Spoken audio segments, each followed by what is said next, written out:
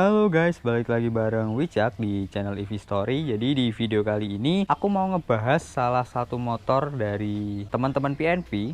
Ini tepatnya punyanya si Rama Salah. Nah, kebetulan Rama Salah sendiri itu adik aku, ya kan. Nah, ini motor yang dibangun sama si Rama dari tahun 2013. Cukup panjang prosesnya, proses bangunnya berawal dari ban cacing segala macem, model-model tail kayak gitu, warna-warni nggak jelas, sampai akhirnya sekarang berubah aliran ke racing look. Jadi dia konsepnya racing look.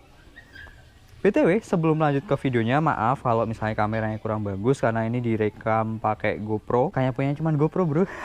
Jadi support terus biar bisa kebeli kamera yang bagus. Motor ini sekarang itu dibangun tujuannya adalah untuk ngelawan si Monica tuh yang ada di sana. Jadi ini basicnya adalah Satria Fukarbu tahun 2013. Terus secara tampilannya nggak ada yang aneh-aneh. Jadi kita bahas tampilannya dulu ya. Mulai dari tampilan, bodinya ya masih body standar seperti ini. Terus ini juga udah baret-baret semua karena memang sering crash dianya. Nah, ini yang parah bagian sini, ini udah motor tempur pokoknya.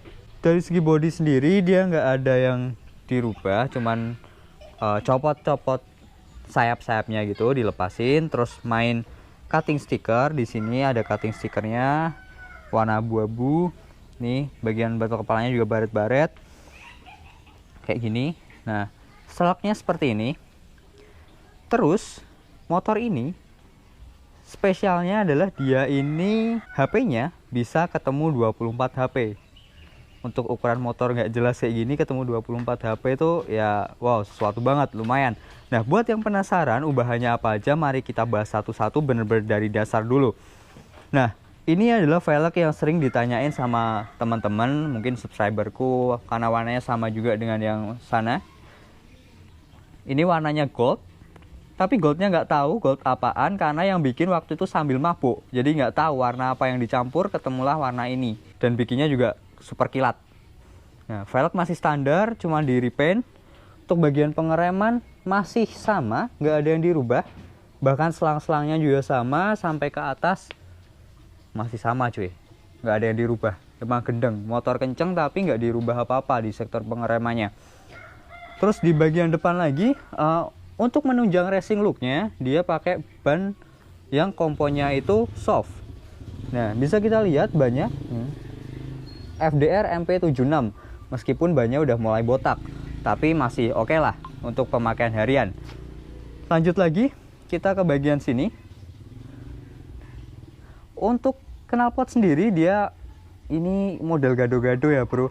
Kenapa aku bisa bilang gitu? Karena secara untuk hiddennya ini dia pakai brand dari Mafia Racing Exhaust.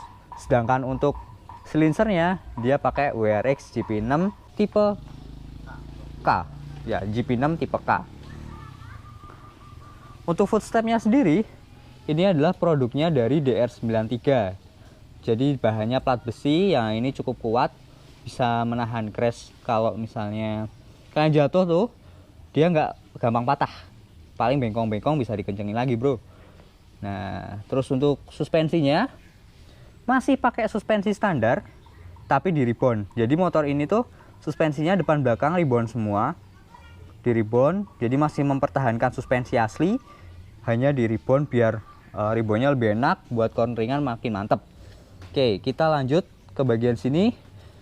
Untuk yang belakang masih mending daripada yang di depan karena sektor pengeremannya sudah ada yang sedikit dirubah, meskipun cuman selang remnya doang. Terus untuk tangkinya dia udah pakai yang aftermarket juga. Nah, sedangkan di sini nggak ada perubahan bro. Velgnya masih velg standar ya, di repaint. Lanjut lagi.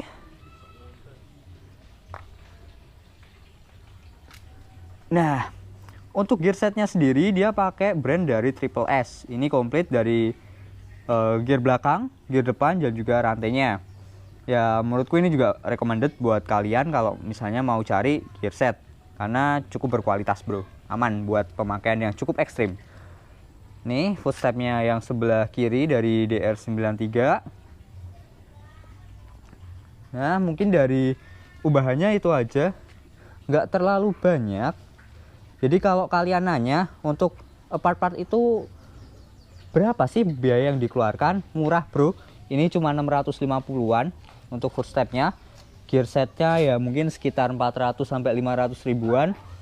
Terus knalpot yang sedikit rada mahal karena dia gengsi nggak mau pakai KW kan, ngapain juga pakai KW. Kalau brand lokal yang ori ada yang bagus. Nah dia pakai WRX, ini harganya 650.000 silincer only. Terus untuk headernya dia harganya 400 ribuan. Terus apa lagi? Ya itu doang. Repaint pelek karena orangnya mabuk kita dikasih harga murah 150.000. Nah udah, kita bahas bagian atasnya. Untuk bagian atas selebor depan masih ori, di cutting sendiri, di dekal sendiri, yang batok kepalanya juga sama, dekalan sendiri. Jadi ini nggak mengeluarkan biaya. Kalau bahan paling berapa puluh ribu gitu doang sih. Terus yang mencolok lagi adalah di bagian kemudinya. Bagian kemudi ini dia pakai racer dari KLX bro, pakai KLX. Nih cukup tinggi. Dia race-nya pakai KLX dengan harga berapa ya? Kurang harganya. Hancur, piro? 200-an.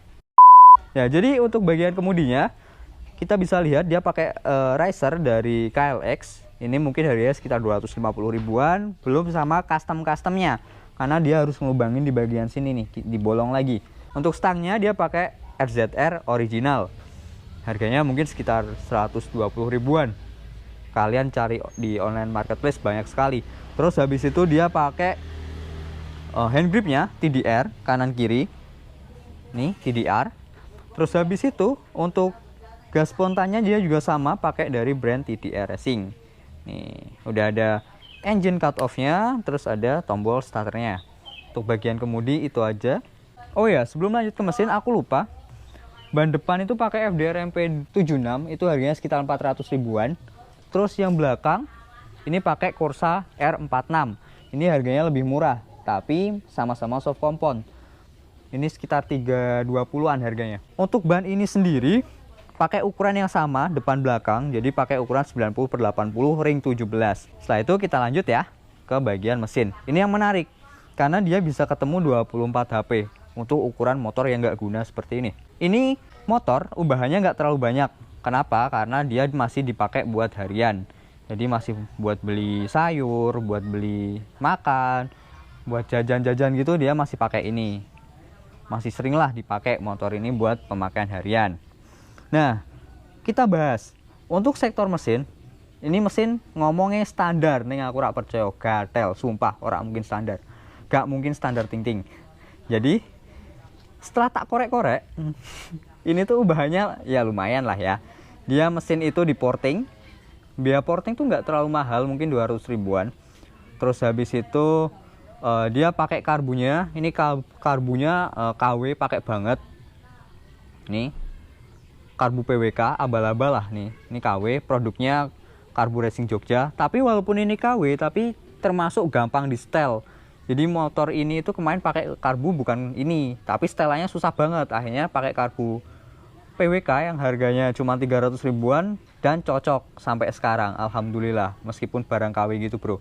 Jadi ya nggak ada salahnya dicoba. Terus motor ini juga pakai CDI dari BRT. Tak ketok bro, tak buka ke. Tak buka ke yo. Angel.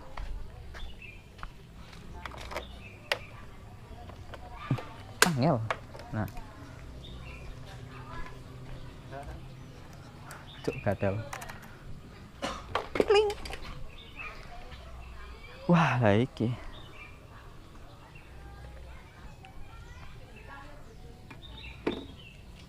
Oke, ketika kita buka jok motor ini, kita akan menemukan aki yang warnanya cukup mencolok. Ya, menarik sih. Ini akinya mereknya Odo. Ini harganya juga nggak terlalu mahal. Hampir sama harganya sama Motobat 1112. Terus ini yang aku bilang dia CDI-nya itu pakai CDI IMAX yang 24 klik, yang 24 settingan. Nggak kelihatan ya? Ini dia. Nih. 24 step dia tuh. Jadi ya cukup lah buat nyeting apa aja nggak tahu. Terus itu untuk CDI-nya seharga 900 ribuan. Karbu tadi PWK dan ini KW. Terus kita bisa lihat di sini ada velocity stack-nya. Kelihatan nggak ya? Mungkin nggak kelihatan, ada di sini.